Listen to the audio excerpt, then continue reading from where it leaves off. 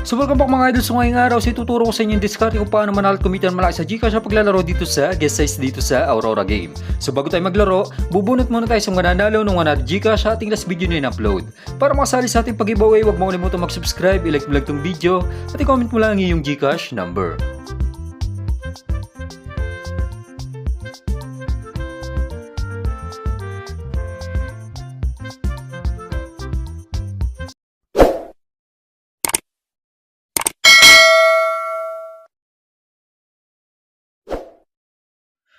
So yun mga idol, so maglalaro tayo dito sa guest size. So nakikita nyo 5,600, 5 yung ating total balance. So try natin pabuti ng 20k yan, 15k. So okay na, nikakashot na natin yan. So para ba laruin to sa mga bago pa lang na maglalaro ng guest size.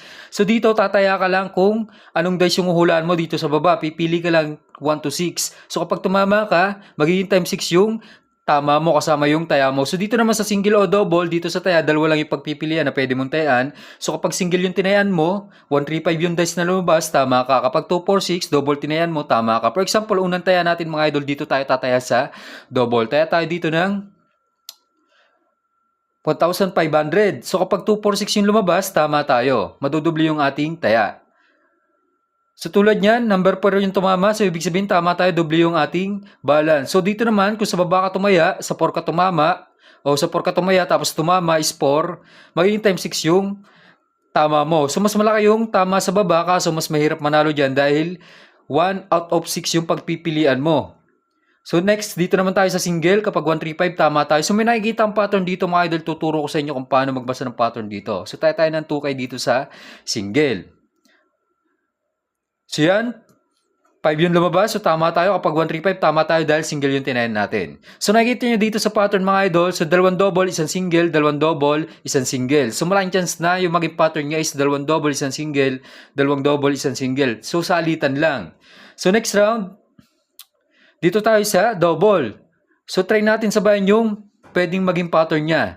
Tayo dito sa double. So, pwedeng magdalawang double yan. Tapos, kapag nakadalawang double na, pwedeng mag-isang single naman.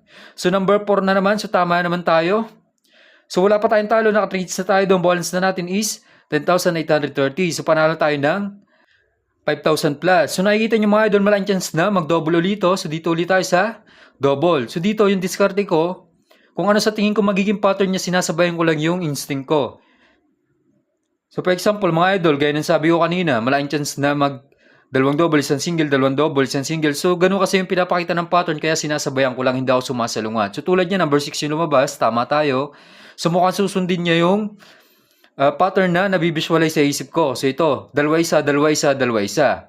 So, next round, dito tayo tataya sa single. So, sabayin lang natin yan hanggat nagpa-pattern yan. So, mahirap manghula ng pattern dito mga idol, mahirap manalo dito kapag basta-basta lang yung taya mo. Ibig sabihin, tsamba lang kung mananalo ka. So dito, kung nag-analyze ka ng pattern, madali lang manalo dito. Lalo na kung matagal ka na naglalaro dito. So 2K pa rin tayo dito. So yan, number 3 yung lumabas. 135, single yung taya natin. So total balance na natin, 14,630. So nakikita nyo mga idol, sinusunod nyo na yung pattern. So dito is mag-double uli ako. So malaking chance na magdalawang double uli yan.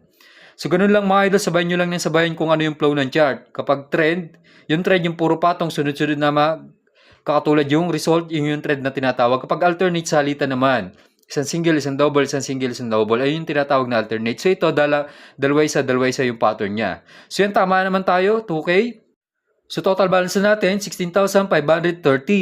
Pero papansin nyo mga idol, hanggang 2K lang yung maximum na taya dito every bit. Kung mas mataas pa, malaki na sana yung ating panalo. Tataasan natin yung taya natin dahil alam natin yung pwedeng lumabas. Ganun pa naman ako maglaro sa Dragon Tiger mga idol. Kapag alam kong tatama, malaki talaga yung tinatayan ko. So dito tayo sa double pa rin.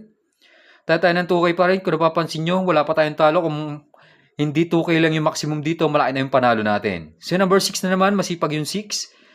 So wala pa tayong talo. Grabe mga idol, 18,430 na yung ating total balance. So napapansin nyo, sinusunod niya talaga yung pattern, dalawa isa, dalawa isa.